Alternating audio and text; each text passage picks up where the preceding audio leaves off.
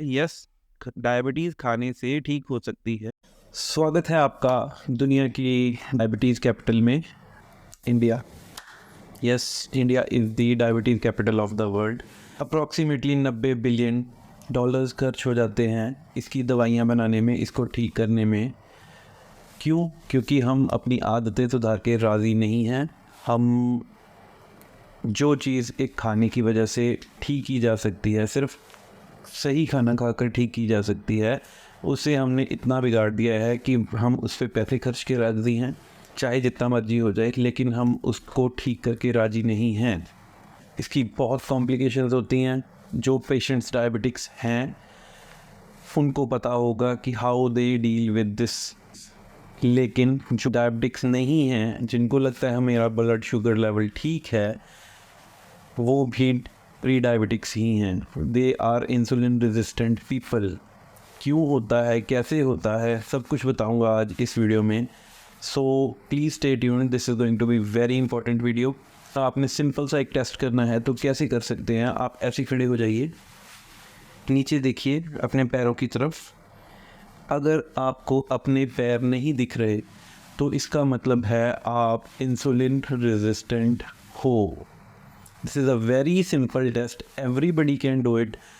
कि अगर आपको सीधा करके नीचे मुंह करके अपने पैर नहीं दिख रहे, पेट दिख रहा है, आप इंसुलिन रेजिस्टेंट हो। क्या होती है इंसुलिन रेजिस्टेंट, उसके बारे में जानेंगे। क्यों होती है? जब हम बहुत सारे कार्ब्स खाते हैं, eating bad carbs. What are bad carbs? Everything around you is a bad carb.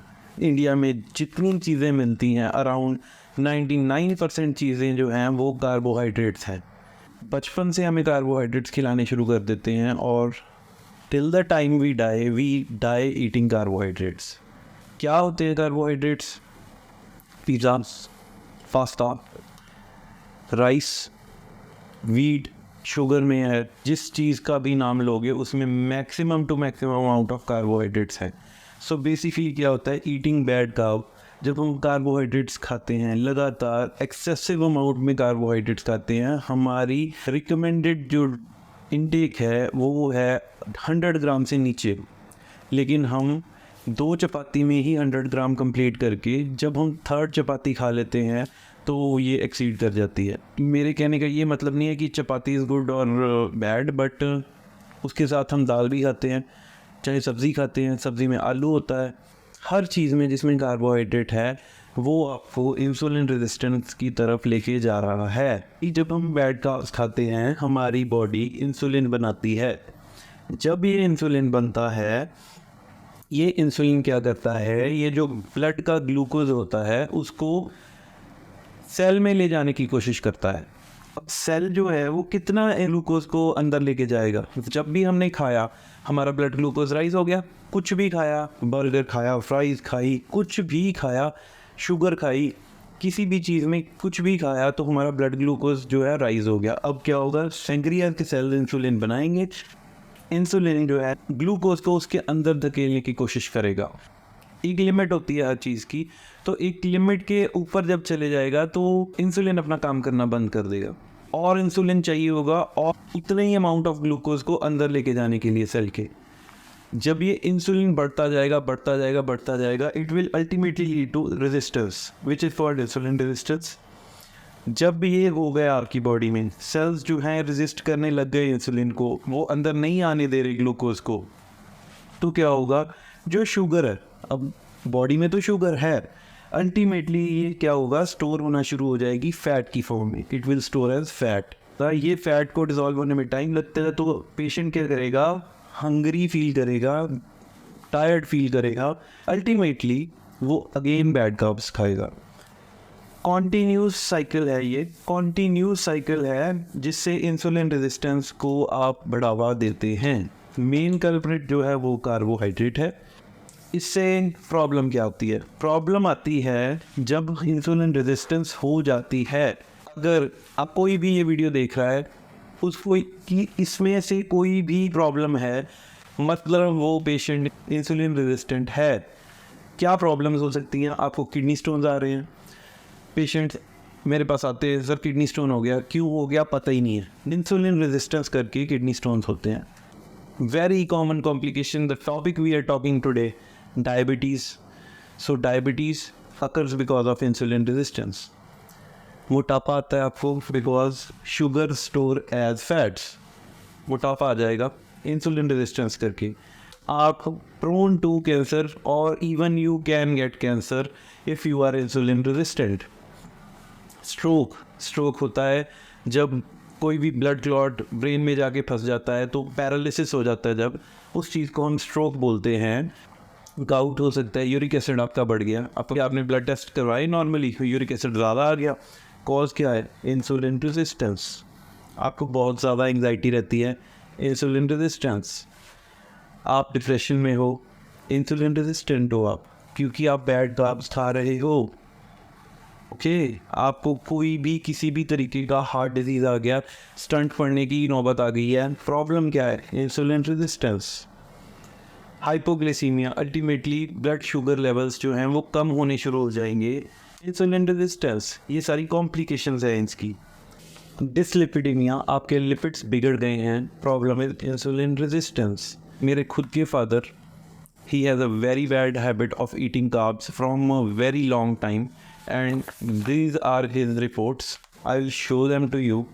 So you can see the triglyceride levels here, and they are 499. 499 means the patient can land into heart attack any point of time. So blood can get clotted. Okay, and OT, PTs दोनों raised हैं, because body is insulin resistant. और ये वो सुन के राज़ी नहीं है इस बात को। Ultimately when he got the reports, I told him to get the reports. उन्होंने अपनी रिपोर्ट्स करवाई, जब प्रॉब्लम दिखी तब वो उस चीज़ को माने। हम उनको 4 साल से मनाने की कोशिश कर रहे हैं कि please do not eat carbs, please do not eat the right amount of carbs, और else do not eat carbs. मत खाओ कार्ब्स, मत खाओ। इससे ज़्यादा बड़ी एग्जांपल मैं नहीं दे सकता, बिकॉज हम as doctors we can only teach you, मानना नहीं मानना आप पे है। ओके, इसके अलावा जो शुगर और कार्ब्स की क्रेविंग्स होती हैं, basically feeling tired and hungry will ultimately lead to cravings will, आप ज़्यादा फिर खाएंगे, फिर आप इंसुलिन रेजिस्टेंट हो जाएंगे, आप इस चीज़ को बढ़ावा देंगे। इन्फ्लेमेशन है बॉडी में, ठीक है, it will cause insulin resistant. Basically ये प्रॉब्लम्स हो सकती हैं इंसुलिन रेजिस्टेंस होने करके। अब आफे हैं, आपको इन प्रॉब्लम्स के साथ जीना है या इनके बिना स्ट्रेस फ्री लाइफ जीनी है, डिजीज़ फ्री लाइफ जीनी है। यहाँ पे हम 2 पेशेंट्स की बात करेंगे, एक वो पेशेंट्स जो डायबिटिक हैं, एक जो नॉर्मल हैं। पहले नॉर्मल वालों की बात कर लेते हैं। हम जब भी हम कुछ खाते हैं, हमारी बॉडी क्या करेगी? इंसुलिन रिलीज़ करेगी। जब इंसुलिन रिलीज़ होगा तो वो इंसुलिन ब्लड ग्लूकोज को सेल में धकेल देगा और हमारा ब्लड ग्लूकोज नॉर्मल रहेगा। अब जब हम एक्सेसिव अमाउंट ऑफ कार्ब्स खाएंगे तो क्या होगा? ज़्यादा इंसुलिन रिलीज़ होगा। ज़्यादा कहाँ से होगा? धीरे धीरे जब हम खाते रहते हैं तो जो इंसुलिन की मात्रा बढ़ती है वो कैसे बढ़ती है? नॉर्मल पर्सन की बात कर रहा हूँ मैं, वो कैसे बढ़ती है? आपके बीटा सेल का साइज़ बढ़ जाता है, उसको कहते हैं हाइपरट्रोफी, और उसका नंबर बढ़ जाता है, उसको कहते हैं हाइपरप्लेजिया। जब ये 2 चीज़ें हो जाती हैं तो ज़्यादा इंसुलिन निकलता है उतने ही ग्लूकोज को सेल में के अंदर ले जाने के लिए, ठीक है। इसलिए आपको आपका ब्लड ग्लूकोज नॉर्मल आएगा, लेकिन आप फिर भी इंसुलिन रेजिस्टेंस की तरफ जा रहे हो।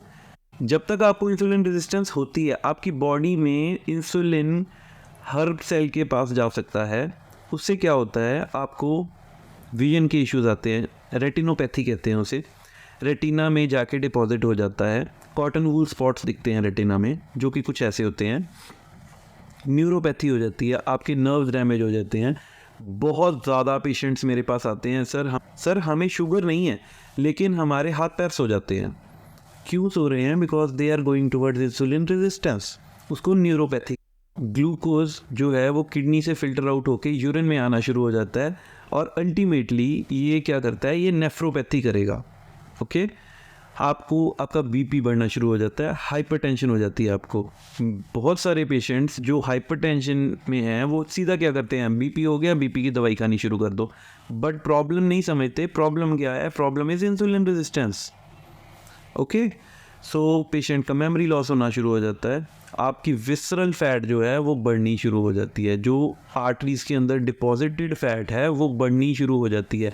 ये सारे सिम्टम्स उस पर्सन में आते हैं जो अभी नॉर्मल है, अभी डायबिटिक नहीं हुआ, जो इंसुलिन रेजिस्टेंस की तरफ जा रहा है। इनमें से कोई भी सिम्टम आपकी विसरल फैट बढ़ रही है, आप चेक कराइए अपनी विसरल फैट को। आपकी विसरल फैट अगर बढ़ रही है, नॉर्मल वेइंग स्केल होते हैं एक जो विसरल फैट मेजर करते हैं, उस पर चेक कीजिए, अगर ज़्यादा है you are going toward insulin resistance.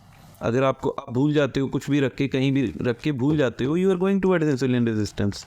आपको बीपी की शिकायत है, problem is insulin resistance. Okay, neuropathy basically brain जो हाथ पैर सो जाते हैं, हाथ पैर सो जाना, यूरिन में ग्लूकोज का आ जाना, और विजन का प्रॉब्लम, विजन लॉस हो जाना, रेटिनोपैथी जिसको कहते हैं, ये सब इंसुलिन रेजिस्टेंस की वजह से होते हैं। और ये चीज़ें बहुत पहले आ जाती हैं, पेशेंट को शुगर होने से भी पहले आ जाती हैं। ये साइंस एंड सिम्टम हैं जो बताते हैं कि भाई आप इसकी तरफ जा रहे हो, प्लीज़ इसको स्टॉप कीजिए। अब आते हैं डायबिटिक पर्सन की तरफ। सो डायबिटीज़ में क्या होता है, जब पेशेंट का हाई अमाउंट ऑफ इंसुलिन जो है, एक टाइम ऐसा आता है कि जो सेल्स हैं उनकी बस हो जाती है, जो पैंक्रियाज के सेल हैं उनकी बस हो जाती है। जब पैंक्रियाज के सेल्स की बस हो जाती है तो वो क्या करते हैं, तो वो अल्टीमेटली बस करके बैठ जाते हैं और श्रिंक हो जाते हैं कि हम और इंसुलिन नहीं बना सकते। क्यों नहीं बना सकते? बिकॉज उसमें एक अमाइलिन पेप्टाइड होता है जिसकी मात्रा बढ़ जाती है, तो उसका सेल साइज़ जो है, पैंक्रियाज में बीटा सेल का सेल साइज़ जो है वो श्रिंक कर देते हैं वो। दैट उस पर्सन में क्या होगा, अब वो खा तो रहा है नॉर्मली, लेकिन उसका इंसुलिन बेसिकली बीटा सेल का सेल साइज जो है वो श्रिंक हो गया है, तो शुगर लेवल स्पाइक कर जाएगा। अब ये पेशेंट टाइप 2 डायबिटिक बन जाएगा। या तो प्रॉब्लम क्या आएगी? प्रॉब्लम आएगी कि जैसे मैंने बताया कि ब्लड में शुगर ज़्यादा है। अगर आप पिछली वीडियो में भी मैंने बताया था कि अगर आप 1 किलो चीनी खाओगे तो क्या बॉडी क्या करेगी, पानी मांगेगी। वो अगर पानी नहीं पियोगे तो बॉडी सेल से सारा पानी खींच लेगी और वो यूरिन में निकल जाएगा, जिसको हम पॉलीयूरिया बोलेंगे। पेशेंट को ज़्यादा बाथरूम आना शुरू हो जाएगा, उससे वो ज़्यादा प्यासा रहेगा, प्यास लगेगी, पॉलीडिप्सिया हो जाएगा। अल्टीमेटली डिहाइड्रेशन की तरफ पेशेंट जा रहा है और मेंटल स्टेटस चेंज होना शुरू हो जाएगा। तो इसको डायग्नोज कैसे करेंगे? कोई पर्सन नहीं बताएगा, कोई डॉक्टर नहीं बताएगा, कोई डॉक्टर टेस्ट नहीं करता ये वाला। आप प्लीज़ अपना फास्टिंग इंसुलिन चेक कीजिए। हर बंदा, हर डॉक्टर जो है, अप्रॉक्सीमेटली 99% ऑफ डॉक्टर्स जो हैं वो ये चेक करते हैं। फास्टिंग ग्लूकोज कर लिया, आपका रैंडम ग्लूकोज कर लिया, ओरल ग्लूकोज टॉलरेंस टेस्ट करवा लिया, HbA1c करवा दिया। ये 4 चीज़ों में से आपको बता देते कि आप डायबिटिक हो। प्रॉब्लम क्या है? प्रॉब्लम इंसुलिन रेजिस्टेंस की है। अगर इंसुलिन रेजिस्टेंस है, सेल में बॉडी में इंसुलिन ज़्यादा है, ज़्यादा इंसुलिन होने की वजह से आप अपना फास्टिंग इंसुलिन लेवल चेक कराइए। अगर वो लेवल लेस देन 5 है तब आप नॉर्मल हैं। अगर ये लेवल लेस देन 5 नहीं है, आप प्री डायबिटिक हैं और डायबिटिक हैं। Okay, please save your self, it's a matter of life and death. अगर आपको कोई पूछे कि जीना पसंद करोगे या मरना, तो ऑब्वियसली आंसर विल बी मैं जीना पसंद करूँगा। तो प्लीज़ इंसुलिन रेजिस्टेंस की तरफ मत जाइए और अपने आप को बचा लीजिए इस बात से। कमिंग टू दी, जो नॉर्मल डॉक्टर्स करते हैं तो वो फास्टिंग ग्लूकोज चेक करते हैं। जो प्री डायबिटिक होते हैं उनमें 100 to 125 की वैल्यू होती है, और जो डायबिटीज़ होते हैं उनमें 126 की वैल्यू होती है। More than 126 is diabetes. Random हम किसी भी टाइम पे फास्टिंग होता है जो हम सुबह उठ के चेक करते हैं बिल्कुल खाली पेट। रैंडम ग्लूकोज होता है किसी भी दिन के किसी भी टाइम पे कभी भी हमने चेक कर लिया, तो इसमें रैंडम ग्लूकोज की वैल्यू 200 से ज़्यादा है, तो ये पेशेंट डायबिटीज़ का है। हम ओरल ग्लूकोज टॉलरेंस टेस्ट करते हैं जिसमें हम कुछ ग्लूकोज अपनी तरफ से पेशेंट को देते हैं। जो पेशेंट्स प्री डायबिटिक हैं उनकी वैल्यूज़ 140 से 199 तक आती हैं। जो डायबिटीज़ हैं उनमें 200 से ज़्यादा आ जाती हैं ये वैल्यूज़। हम HbA1c करते हैं, ये अगर इसकी वैल्यू 5.7 to 6.4 के बीच में है तो ये पेशेंट जो है वो प्री डायबिटीज़ का है। अगर इसकी वैल्यू 6.5 से ज़्यादा आती है तो आप डायबिटिक हो। इसके अलावा हम सी पेप्टाइड लेवल्स चेक करेंगे। अगर ये लो और एब्सेंट है आपकी बॉडी में, इसका मतलब पैंक्रियाज ने इंसुलिन बनाना बंद कर दिया है।